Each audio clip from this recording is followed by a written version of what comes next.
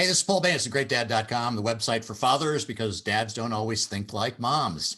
And if you're just tuning in, Great Dad Talks is a series of weekly conversations with new and expert fathers, all with a point of view on modern parenting. You know, I'm a life coach and I specialize in working with new and experienced dads. And I'm always curious as to how modern dads are coping with the world, the pre, post, during pandemic, and how we're evolving today because of what life throws at us. And you can find more about my coaching and our other resources at GreatDad.com/coaching. And today I'm talking to Carew Papritz, who is a literary advocate, and he's written a book called Legacy Letters. We're going to talk about that today. Welcome, Carew. Paul, great to be on your show. Thank you. Yeah, so the Legacy Letters. Well, let's talk about that. Let's talk about that first, because it's kind of an entry into what maybe the main conversation is going to be about post-pandemic fathering and what fathers have learned during the pandemic that maybe they weren't as aware of before. But give an idea of what the Legacy Letters was and what you were trying to do when you wrote that project. Yeah, at its simplest, it's a series of fictional letters written by a father who would never live to see his kids. And these letters become their moral, practical, and spiritual handbook for the rest of their lives. And so they were given these birthdays on their 10th, they were given these letters on their 10th birthday. They grew up with it and decided they wanted to give 40 of the over 200 letters that their father had written to the world. Again, this is fictional. And so that's the basic premise of it. Now, what's sort of interesting is the place where it came from. I was working in Hollywood. I got my degree in filmmaking and ended up in the feature film industry. And yes, it is the bright lights, fast life, and it's crazy, wonderful. But I also found out that having been raised up in the Pacific Northwest, in the mountains and small ranches and whatnot, that I was coming to a point in my life where I thought, you know what, I don't think I can sustain this. It was almost like it was a spiritual comeuppance. And I ended up doing what I call a drive about around the West, and ended up on finding a job. I was in a bar, in a 3-bar town, which is which is the majority of towns out in the West. And I needed some work, and the guy said, "Yeah, I got a fencing job." He says, "You know how to fence?" I go, "Sure, I know how to fence." So I went out there, and he said, "Here's the tools. Fence away," and literally like that. So I had not written, I'd written some screenplays and did that, but I had several books when I was younger, hadn't written seriously. And here I was all by myself, had taken myself from Hollywood to nowhere, literally in the southern border of Arizona. I was about, an hour from the nearest town, which is that 3-bar town. And all of a sudden, this book idea came to light, or this writing idea, writing these letters. And it was a fascinating exercise at a time when it ended up being a Walden Pond sort of experience. So I wrote it for about the first 6 months. I lived out of the back of my pickup truck. I bathed in a horse trough, and the whole 9 yards, was fencing and working and writing. And then this thing took on a life of its own, like books will do. And then it became a, what I like to say is, if you're going to have a midlife crisis, have it early. So I did. And it took about 5 years for the initial writing. And I ended up becoming a foreman on a small ranch out there, again, all alone. And with all the time in the world to write and ride horses and take care of cattle. But it was a deep delve into what it means. It was my perspective on what was important in life. So I think one of the reasons that people respond to the book so strongly is I think it came from a place of just brutal honesty, really just saying, wow, man, what do you believe in? What are the practical aspects of life that you want to bear witness upon, and just almost like it's a death exercise in essence. Yeah, because the man in the story is dying and is forced to confront the realities of life and what truly is important. Yeah, and it's a very, very powerful to write it, very difficult to write it. Took a number of years to edit it, but I'm very proud of the effort, and especially when you get the responses you do at book signings or other places when people come back and say the things like, a real quick story, one of my fantastic story. I'm at a book signing, and I'm not particularly shy, and so he's like, "Yeah, come on over." It was up in Flagstaff, Arizona, at a Barnes and Noble, and we're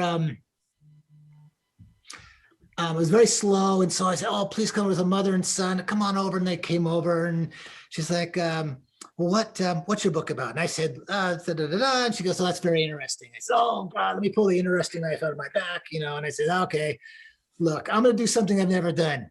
I am going to guarantee this book or your money back." I said, "You haven't even bought the book." She goes, "Okay, what's?" And I said, "I guarantee if you pick up this book, you will put it up to any page, you will turn to the next page or your money back." And the kid was on his cell phone, right? He was a teenager, maybe 14 or something like that. So I said, "You too." She was so shocked. So they both pick up the book, and she turns 1, 2. Wait, I should actually do it with the book. There we go. All right, here we go. Wow. Dude, she puts it down. She says, "I'll take 2. Totally stunned. I was totally stunned. She goes over to pay for the books. The boy is still there, and he's reading. And I let him read, and I said, "Excuse me, I've got to ask you something." He said, "I didn't think in a million years you'd read beyond 1 page, let alone 2. And I said, "Why?" And he turns to me and he says, "I don't have a father. I wish the man in this book were my dad." Oh, And from that day forth, I've used this same sort of exercise, and I get these amazing responses. But that one, especially for this podcast, I was floored. I was at that point, it wasn't the shiny, "Hi, I'm the author." I just felt like, wow, you gave me the message and being the messenger. I was stunned. Even to this day, when I tell that, it's just a bit of a chill. Yeah. So anyhow, that's where we're at with the book. So I know you have a perspective on the fact that that is a real focusing event, knowing death is within sight. I mean, we all live with that hanging over us from day one, but when it's in sight, that focuses the mind. But you draw a parallel to that kind of focus between that and what we kind of lived through the pandemic, and how for many fathers, their lives completely were changed during this time. I'd love to hear some of your thoughts on why that was. Well, gosh, if we go back to this early midlife crisis, which in essence is an experiment, right? I mean, you say, I could have stayed in the film industry, and what a great industry to be in. But I just said, man, my soul is dying or going to shrivel right up. And so I think one of the most fascinating things was a story of a friend of mine. He recently said he was talking about what it was like pre-pandemic. We were talking just like this. And he says, "Oh God, we were 24/7, social media saturated. We couldn't stop. We were dropping our kids off at daycare. We're doing this, and we're trying to get home and cook meals and take them to soccer. Oh God, your head's just spinning. It's this hyper life." And all of a sudden, boom, the universe punched a hole in our lives. And here we are with this pandemic, and it stopped us. And he said the most profound thing. He said, "I never knew what it was to change my life. I didn't know how to change my life." Right. And I thought, wow, that was fascinating. And here was this worldwide experiment in how to change one's life, right? I mean, literally an experiment and a family experiment. And I think for families in general, they were learning how to be families again, where they haven't been in years, being forced into it. For fathers, I think they learned for the first time, they were learning intimately about the daily rhythms of their children's lives. And they were able to learn about the beauty and the difficulty of what it took to raise kids in a way that they've probably never had in their entire existence. So I think this forced introspection about what it means to be a father was amazing. And so this time was taken for fathers to be able to say, hey, maybe I don't want to go back to the way it was before. And I wonder, are you hearing that too, Paul? Yeah, I think in all kinds of domains, people are saying they don't want to go back. They don't want to go back to the hour and a half long commute. There are a lot of things that they want to change. Yeah. But yeah, I think your point is well taken, as most, a lot of men and women, I mean, were as close to their kids' lives as they suddenly were forced to be over the last. Yeah. And then what was even more fascinating, and we continue to talk about this, and then I've been asking some other guys about this too. And this sort of two takeaways. One of them was, well, I just didn't realize what my wife did all the time, and you know what? That is wives that were working, and you hear about this in studies all the time. The wife bears the brunt of all the what she did, housework and all that. And it's like, whoa, that was a wake up call. So I think that was a if one can actually say this and bite my tongue, one positive of the pandemic was that guys sort of woke up to that. And number two, I think they woke up to the fact that how much they were missing out in the raising of their kids. Yeah. And realized this has got to change 100%. So I think that was two big positive takeaways, if you can say there's the takeaways, and those woke up a lot of fathers. Yeah, I don't know. I hear from both ends. I hear a lot of people who never want to want this ever to happen to them again, because they realized how much it was, and it was overwhelming. Yeah. So I guess there's that side of it too. But then a lot of men. I mean, a lot of the work that we do, that I do with my clients, but also what we've done on GreatDad.com since 2008 is really to try to incentivize men to have that experience, to be close to their kids, to know what it is like to follow their rhythms, to empathize with them, to know how their day is, because it's a huge opportunity. Yeah. Huge opportunity. And Paul, I guess the other thing too, I saw, again, more anecdotally, but just looking across the Zoom landscape, was we watched men before our eyes become fathers, or not necessarily become fathers, but that understand what it was like to be a father. We understand them peeling off kids during Zoom conferences and having to pet pets that were there and having to calm things down off screen. And I think we were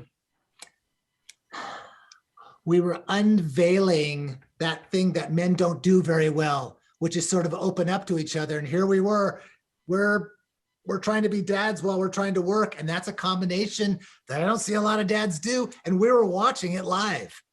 So I think in a way that was really powerful for guys to go, wow, well, he's having troubles, right? And he's having troubles. Wow, I guess we're all in this together.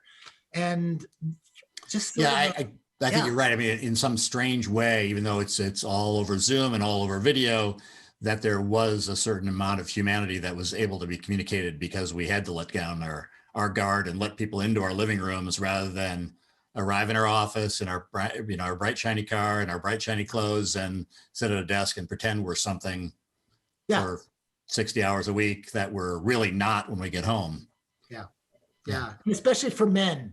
We've got to have this, not necessarily bravado, but we have to have this armor that sustains us. And I just think, wow, the armor was peeled away. And guess what, guys? This is who you really are, and it's okay. Yeah. And we all know it now. Yeah. I know you've done something about the changing roles of men and fathers over the years. What other things have you seen that this accelerated some of those changes? But what changes were already taking place from your perspective? Oh gosh. Well, I think you've probably seen this too, just that dads are more involved in their kids' lives. I mean, I think that's probably the biggest one of all, or want to be more involved. But one of the biggest distinctions, I think, is what I call quality time versus real time. And there was this canard, this sort of false thing, like, you know what? I spend quality time with my kids.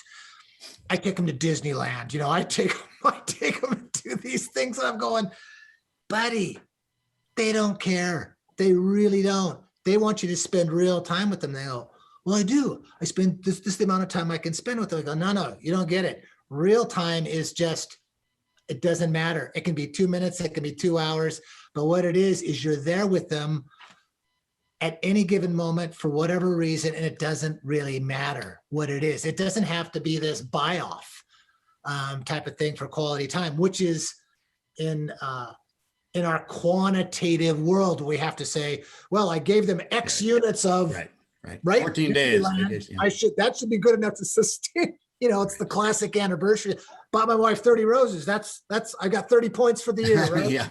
It's classic. So I think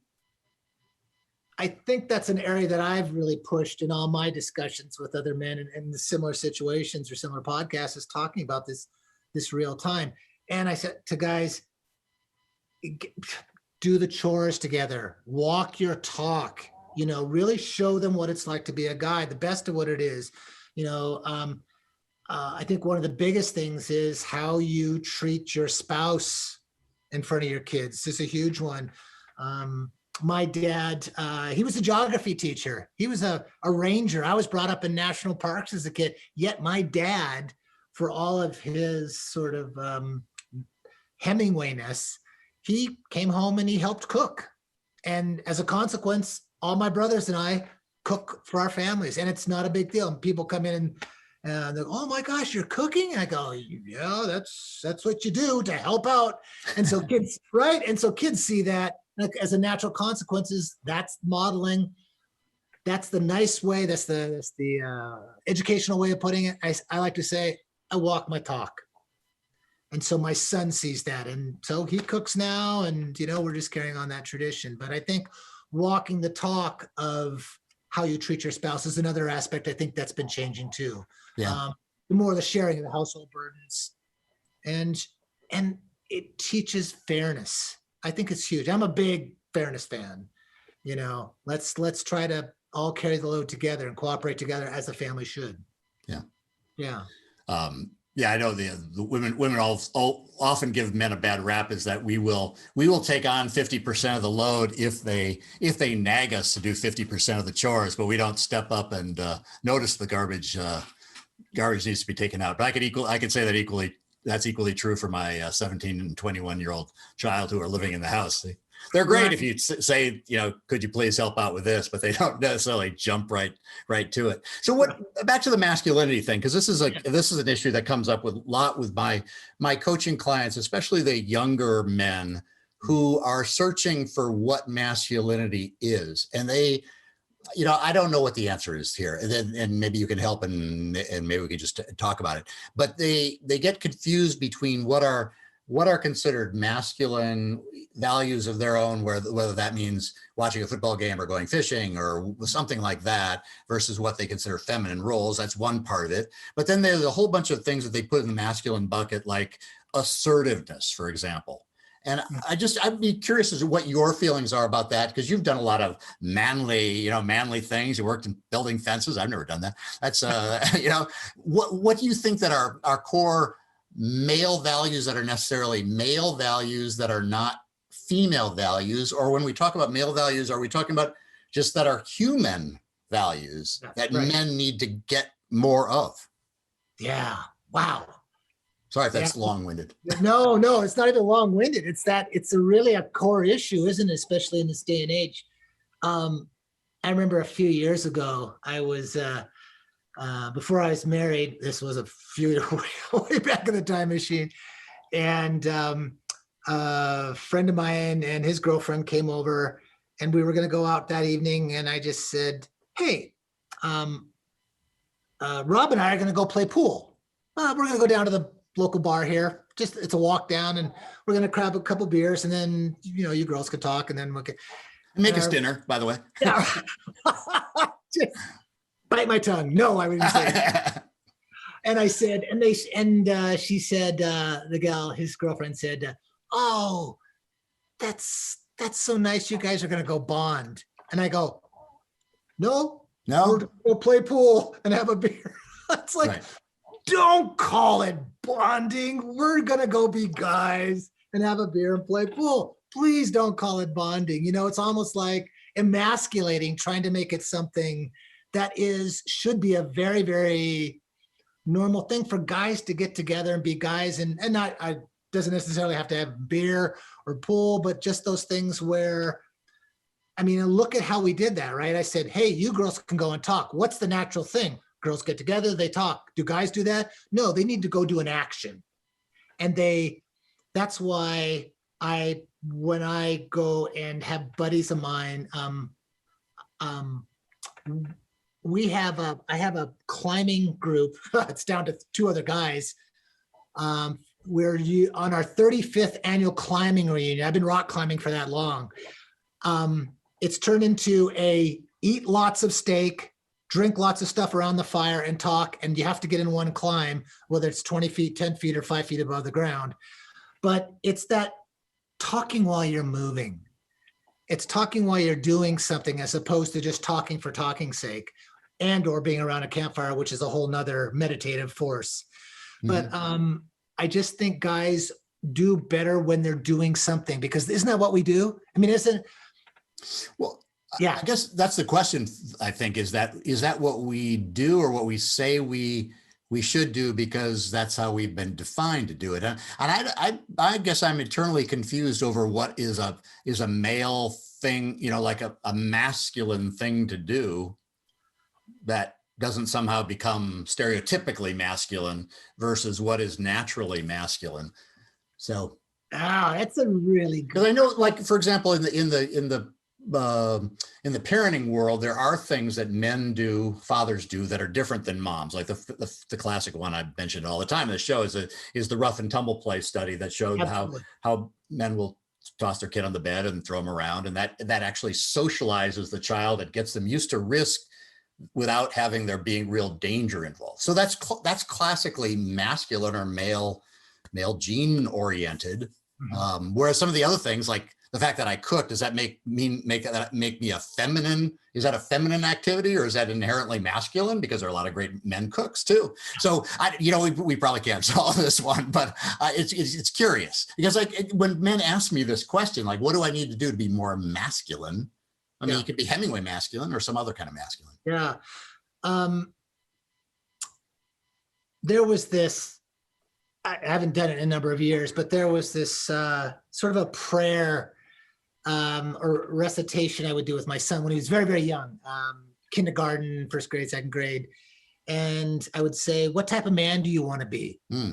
And he would repeat, I want to be a good man, an honest man, a fair man, a courageous man. It was just like that. There was those 4 things. And so we would say that over and over every night. And, it just becomes rote after a while. So funny story, he's in kindergarten class, end up picking him up at the end of the day. And the teacher says, I just want to talk to you for a moment. I says, oh, okay. I said, well, we were around in a circle and we're sitting and talking about what we want to be when we grow up. And I was like, okay, can't wait to see where this goes. And, this is the classic. Well, I want to be an astronaut. I want to be a fireman. I want to be a gamer. Okay. Yeah, you can see my. Yeah, right. And so when I came to your son, I asked him, what do you want to be? He goes, I want to be a fair man. And she goes, he wants to be in the circus? And I said, no. I couldn't believe that stuck. He goes, I want to be a fair man. And I told her what that meant. And she was so surprised. I was too. So I tend to look at maybe masculinity as almost in the broader human part about again, coming back to being a fair man and a good man. I espouse, if there's one thing I always say, be a good man. Well, what does it mean to be a good man? You're an honest man. It doesn't matter who you're an honest man to. You're an honest man to yourself. You're an honest man to others. You look out after others that can't look out after themselves. And that's probably the protective part. A lot of it is truth telling, both within ourselves and to others. And actually it's one of these things I want to read in the book here it was when I wrote the book, all 200 letters, I wrote them out of order. I wrote them because they took years to write. They were an accumulation of knowledge and time and all this. And one of the last ones I wrote was on my boy becoming a man. And it was every single letter had to have a sweet spot to it. It had to just have this place where I'd want to read it after 20 years down the road. Right. So I was trying to finish this thing and I'm watching my son and he's in his diapers. He's up on a baby thing, is sleeping away there, and or not sleeping. He's Googling and all this, and I'm typing away, and I go, I need some help here. I said, what? I can't finish this. Do you have any thoughts on this? Really?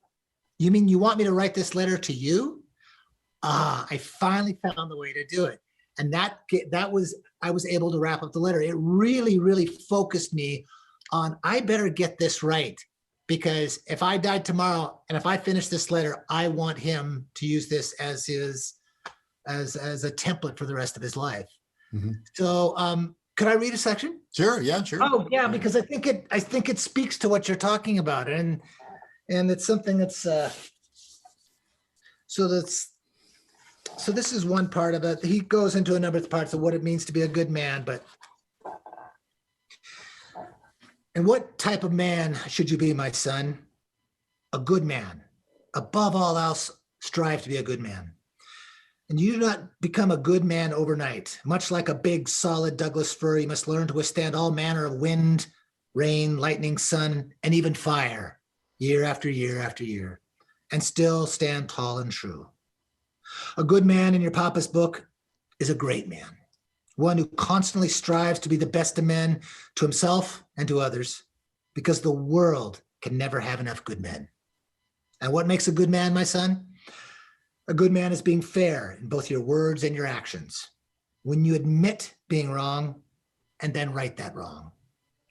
A good man knows when he's been humbled and learns from his humility. Being a good man means to speak with sincerity and love with certainty. A good man will try to act wisely by thinking first and then acting. A good man tells the truth.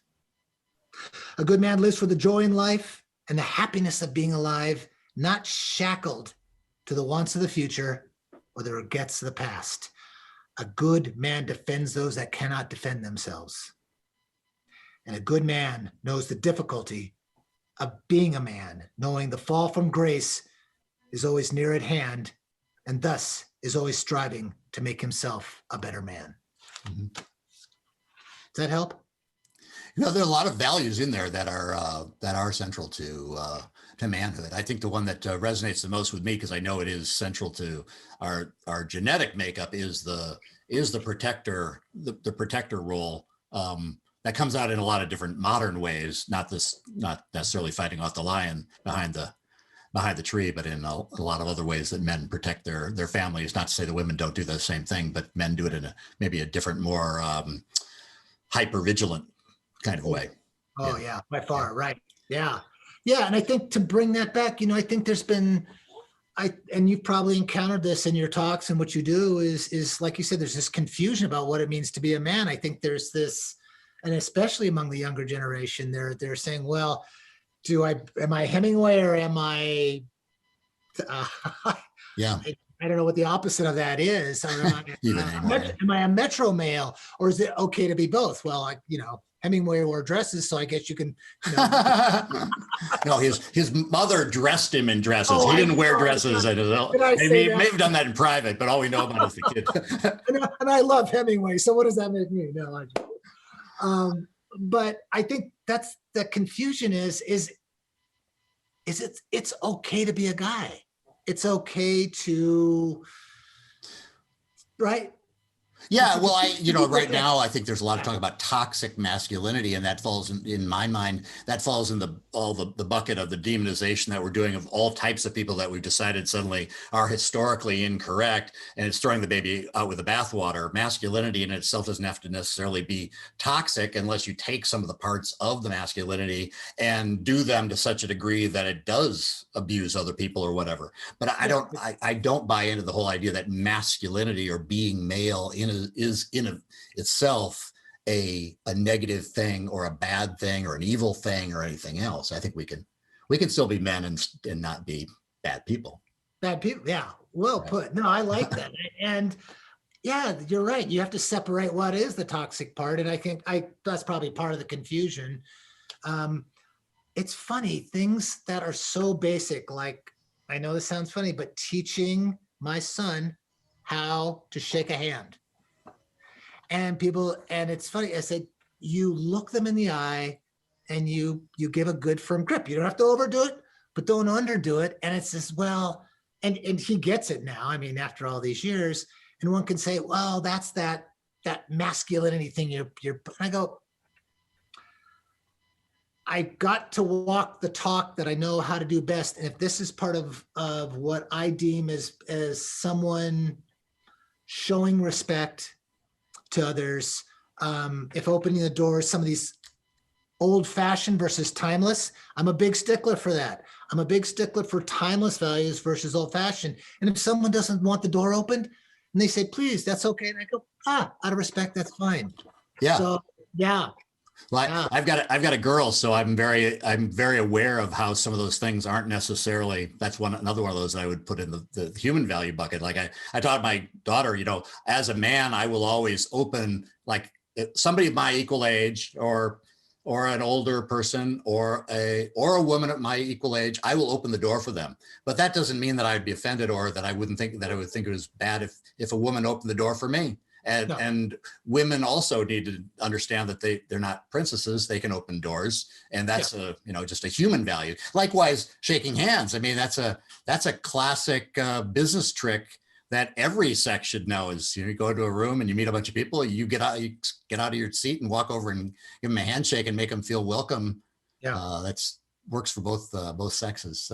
Absolutely. It's interesting how some of those things are considered more male than female. And parsing out which ones are uniquely masculine, I guess, was that'll be a question that bedevils us now. So back to the letters, because yes. I think this is an interesting exercise for fathers. I mean, you wrote how many? 200? You 200, yeah. Yeah, so that's a lot of letters. I wrote letters to my kids when they were little in case something horrible happened to me during a business trip. But do you know anything about this phenomenon of the value of writing letters? That kind of practice is this thing that any old dad could do, not just a writer dad like yourself. Oh, absolutely. Now we're getting into the good stuff here. So I do this thing on Valentine's Day where I talk about the importance of, what's the best Valentine you can give somebody? A love letter. And people, oh, love letter. Gosh, that's so much work. I go, oh, no. Why do you want to write a love letter? Well, because it's personal. It's easy to do. You just write 3 lines that say something about, what did I say? I go, just write something in your own hand that says something that you do on an everyday basis. I love the way you cook my eggs. I love the way you change the oil in the car, whatever it is. Mm-hmm. And then you sign it and you give it to them. Now, why a letter? Because a piece of paper is human sized. It's not a TV screen. It's not minuscule like a phone, right? And it's physical. So guess what? When you take a pen and you put it to paper, you're putting your time into that paper. So literally, if the greatest gift that we can give to each other is the time that we have upon this planet, you are putting that in a document, in a piece of paper, giving it to someone else, and they're holding your time in their hands. And so people, I never thought about that. I thought it was just a letter. Oh my gosh. Why do you think people say when they run out of a burning house, they grab in this order, probably pets, kids, photos, and letters, right? Or it should be kids, pets, but letters. And I say to people, well, are you going to save your love emails, your love texts? No, but you will save your letters. So talk about the importance of a piece of paper. You'll hold on to that forever and a day. And so for dads, I think one of the biggest things we talk about in writing, of course, is the blank page, the dreaded white blank page. But I think we should approach it from the standpoint of, don't look at the page, put a picture there. Take your son or daughter's picture, put it in front of you, and write to the picture, not to the page. That's different. And don't worry. People were, oh, what about grammar? What about that? Oh my gosh.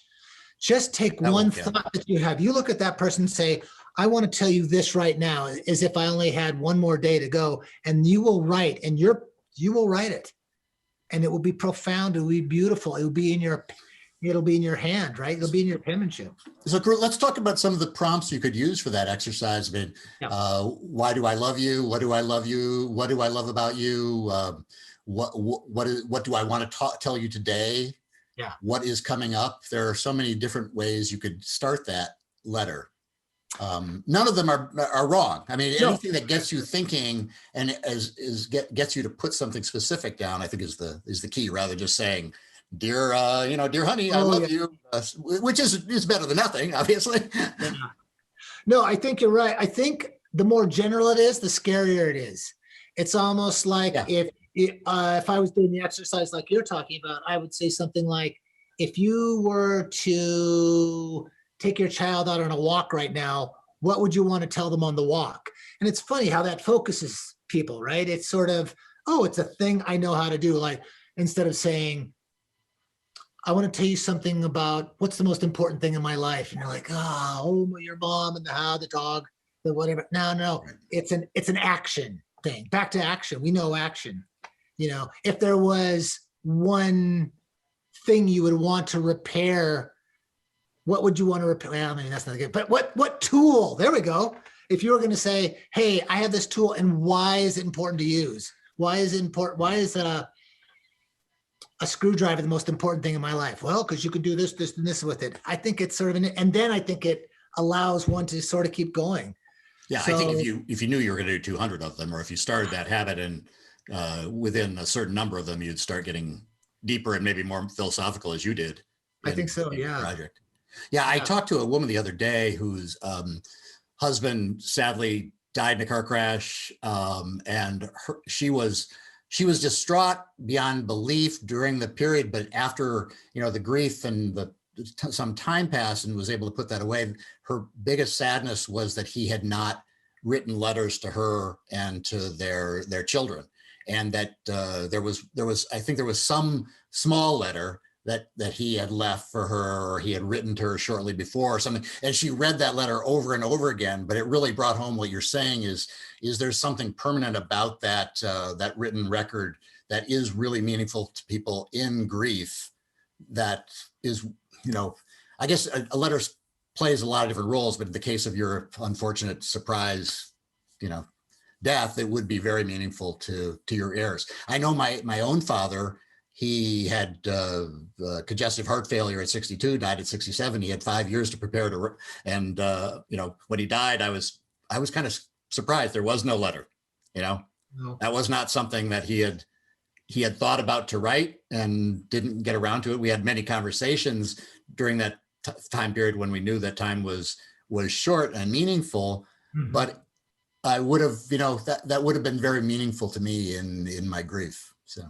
Yeah, isn't that funny how powerful that is? And we forget that. And I think that's why I really promote that. One interesting story, a hospice doctor I knew, a very renowned hospice doctor, had come to me and said, I've heard about your book. I would like to read it. And I said, oh, okay. And we exchanged books, actually, and it was really nice. And she came back to me and she wrote me this beautiful letter. And she said, I just want to tell you, you've helped me with something. When I was growing up on a ranch, my dad committed suicide in my early teens, my early 20s, or late teens, early 20s.